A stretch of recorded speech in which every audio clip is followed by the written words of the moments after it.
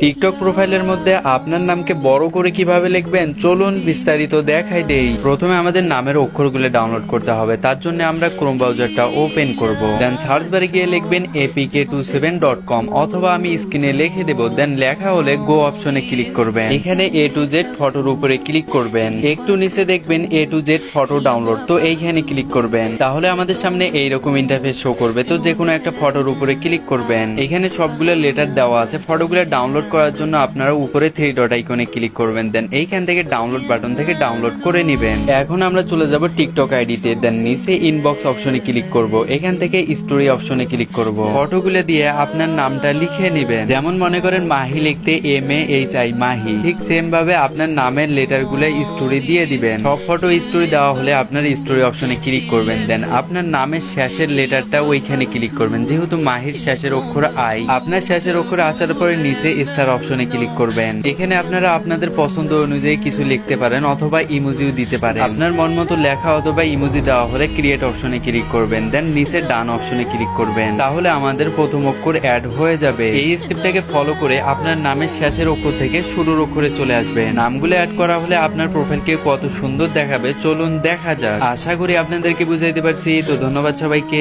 আসসালামু আলাইকুম।